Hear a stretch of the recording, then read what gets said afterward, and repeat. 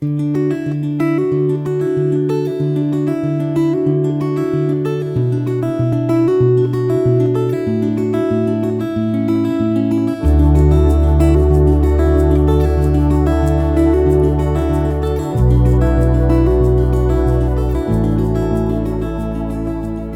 reading begins in Leviticus, chapter 13, starting in verse 1. The Lord spoke to Moses and to Aaron, saying, When a man shall have a swelling in his body's skin, or a scab, or a bright spot, and it becomes in the skin of his body the plague of leprosy, then he shall be brought to Aaron the priest, or to one of his sons, the priests. The priest shall examine the plague in the skin of the body. If the hair in the plague has turned white, and the appearance of the plague is deeper than the body's skin, it is the plague of leprosy. So the priest shall examine him, and pronounce him unclean. If the bright spot is white in the skin of the body, and its appearance isn't deeper than the skin, and its hair hasn't turned white, then the priest shall isolate the infected person for 7 days. The priest shall examine him on the 7th day. Behold, if in his eyes the plague is arrested, and the plague hasn't spread in the skin, then the priest shall isolate him for 7 more days. The priest shall examine him again on the 7th day. Behold, if the plague has faded, and the plague hasn't spread in the skin, then the priest shall pronounce him clean. It is a scab. He shall wash his clothes and be clean.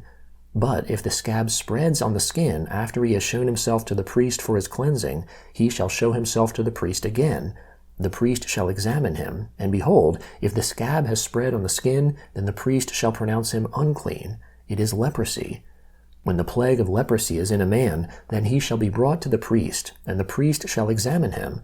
Behold, if there is a white swelling in the skin, and it has turned the hair white, and there is raw flesh in the swelling, it is a chronic leprosy in the skin of his body, and the priest shall pronounce him unclean. He shall not isolate him, for he is already unclean. If the leprosy breaks out all over the skin, and the leprosy covers all the skin of the infected person, from his head even to his feet, as far as it appears to the priest, then the priest shall examine him. Behold, if the leprosy has covered all his flesh, he shall pronounce him clean of the plague. It has all turned white, he is clean. But whenever raw flesh appears in him, he shall be unclean. The priest shall examine the raw flesh, and pronounce him unclean. The raw flesh is unclean. It is leprosy. Or if the raw flesh turns again, and is changed to white, then he shall come to the priest. The priest shall examine him. Behold, if the plague has turned white, then the priest shall pronounce him clean of the plague. He is clean. When the body has a boil on its skin, and it has healed, and in the place of the boil there is a white swelling, or a bright spot, reddish white, then it shall be shown to the priest.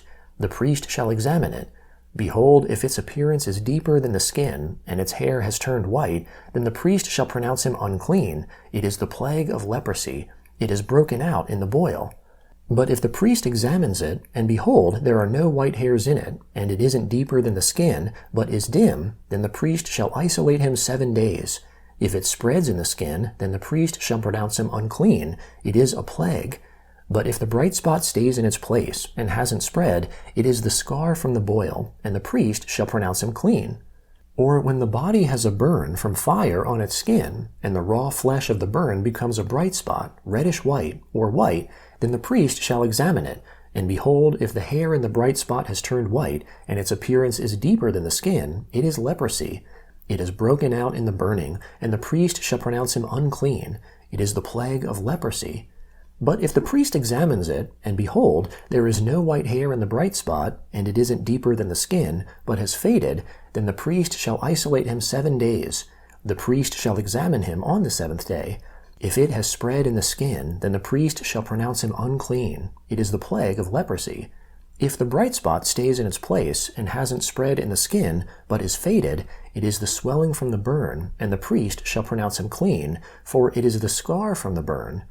When a man or woman has a plague on the head or on the beard, then the priest shall examine the plague, and behold, if its appearance is deeper than the skin, and the hair in it is yellow and thin, then the priest shall pronounce him unclean. It is an itch.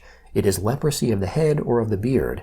If the priest examines the plague of itching, and behold, its appearance isn't deeper than the skin, and there is no black hair in it, then the priest shall isolate the person infected with itching 7 days. On the 7th day the priest shall examine the plague. And behold, if the itch hasn't spread, and there is no yellow hair in it, and the appearance of the itch isn't deeper than the skin, then he shall be shaved, but he shall not shave the itch. Then the priest shall isolate the one who has the itch 7 more days. On the 7th day the priest shall examine the itch, and behold, if the itch hasn't spread in the skin, and its appearance isn't deeper than the skin, then the priest shall pronounce him clean. He shall wash his clothes and be clean. But if the itch spreads in the skin after his cleansing, then the priest shall examine him. And behold, if the itch has spread in the skin, the priest shall not look for the yellow hair. He is unclean. But if in his eyes the itch is arrested, and black hair has grown in it, then the itch is healed. He is clean. The priest shall pronounce him clean. When a man or a woman has bright spots in the skin of the body, even white bright spots, then the priest shall examine them. Behold, if the bright spots on the skin of their body are a dull white, it is a harmless rash. It is broken out in the skin. He is clean. If a man's hair has fallen from his head, he is bald. He is clean. If his hair has fallen off from the front part of his head, he is forehead bald. He is clean. But if a reddish-white plague is in the bald head or the bald forehead, it is leprosy breaking out in his bald head or his bald forehead. Then the priest shall examine him. Behold, if the swelling of the plague is reddish-white in his bald head or in his bald forehead, like the appearance of leprosy in the skin of the body, he is a leprous man. He is unclean. The priest shall surely pronounce him unclean. His plague is on his head. The leper in whom the plague is shall wear torn clothes, and the hair of his head shall hang loose. He shall cover his upper lip, and shall cry, Unclean, unclean. All the days in which the plague is in him he shall be unclean. He is unclean. He shall dwell alone. His dwelling shall be outside of the camp.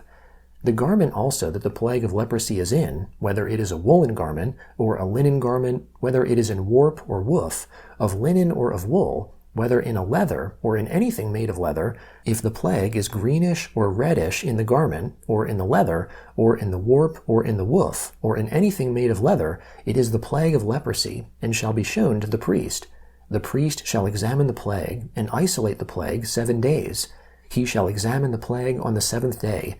If the plague has spread in the garment, either in the warp, or in the woof, or in the skin, whatever use the skin is used for, the plague is a destructive mildew. It is unclean. He shall burn the garment, whether the warp or the woof, in wool or in linen, or anything of leather in which the plague is, for it is a destructive mildew. It shall be burned in the fire. If the priest examines it, and behold, the plague hasn't spread in the garment, either in the warp or in the woof, or in anything of skin, then the priest shall command that they wash the thing that the plague is in, and he shall isolate it 7 more days. Then the priest shall examine it after the plague is washed, and behold, if the plague hasn't changed its color, and the plague hasn't spread, it is unclean. You shall burn it in the fire. It is a mildewed spot, whether the bareness is inside or outside. If the priest looks, and behold, the plague has faded after it is washed, then he shall tear it out of the garment, or out of the skin, or out of the warp, or out of the woof. And if it appears again in the garment, either in the warp or in the woof, or in anything of skin, it is spreading. You shall burn what the plague is in with fire. The garment, either the warp or the woof, or whatever thing of skin it is, which you shall wash, if the plague has departed from them, then it shall be washed the 2nd time, and it will be clean. This is the law of the plague of mildew in a garment of wool or linen, either in the warp or the woof, or in anything of skin, to pronounce it clean, or to pronounce it unclean. The Gospel of Mark, chapter 6, beginning in verse 1. He, that is Jesus, went out from there. He came into his own country, and his disciples followed him. When the Sabbath had come, he began to teach in the synagogue, and many hearing him were astonished, saying, Where did this man get these things? And what is the wisdom that is given to this man, that such mighty works come about by his hands? Isn't this the carpenter, the son of Mary, and the brother of James, Joseph, Judah, and Simon? Aren't his sisters here with us? So they were offended at him. Jesus said to them, A prophet is not without honor, except in his own country, and amongst his own relatives, and in his own house. He could do no mighty work there, except that he laid his hands on a few sick people and healed them. He marveled because of their unbelief. He went around the villages teaching. He called to himself the 12, and began to send them out 2 by 2, and he gave them authority over the unclean spirits. He commanded them that they should take nothing for their journey, except a staff only, no bread, no wallet, no money in their purse, but to wear sandals and not put on 2 tunics. He said to them, "Wherever you enter into a house, stay there until you depart from there. Whoever will not receive you nor hear you, as you depart from there, shake off the dust that is under your feet for a testimony against them. Assuredly, I tell you, it will be more tolerable for Sodom and Gomorrah in the day of judgment than for that city." They went out and preached that people should repent. They cast out many demons, and anointed many with oil who were sick, and healed them. King Herod heard this, for his name had become known, and he said, "John the Baptizer has risen from the dead, and therefore these powers are at work in him." But others said, "He is Elijah." Others said, "He is a prophet, or like one of the prophets." But Herod, when he heard this, said, "This is John, whom I beheaded. He has risen from the dead." For Herod himself had sent out and arrested John, and bound him in prison for the sake of Herodias, his brother Philip's wife, for he had married her. For John had said to Herod, "It is not lawful for you to have your brother's wife." Herodias set herself against him and desired to kill him, but she couldn't, for Herod feared John, knowing that he was a righteous and holy man, and kept him safe. When he heard him, he did many things, and he heard him gladly. Then a convenient day came when Herod on his birthday made a supper for his nobles, the high officers, and the chief men of Galilee. When the daughter of Herodias herself came in and danced, she pleased Herod and those sitting with him. The king said to the young lady, "Ask me whatever you want, and I will give it to you." He swore to her, "Whatever you ask of me, I will give you, up to half of my kingdom." She went out and said to her mother, "What shall I ask?" She said, "The head of John the Baptizer." She came in immediately with haste to the king and requested, "I want you to give me right now the head of John the Baptizer on a platter." The king was exceedingly sorry, but for the sake of his oaths and of his dinner guests, he didn't wish to refuse her. Immediately the king sent out a soldier of his guard and commanded to bring John's head, and he went and beheaded him in the prison, and brought his head on a platter, and gave it to the young lady, and the young lady gave it to her mother. When his disciples heard this, they came and took up his corpse and laid it in a tomb. Psalm 39, beginning in verse 1. I said, "I will watch my ways, so that I don't sin with my tongue. I will keep my mouth with a bridle, while the wicked is before me. I was mute with silence. I held my peace, even from good. My sorrow was stirred. My heart was hot within me. While I meditated, the fire burned.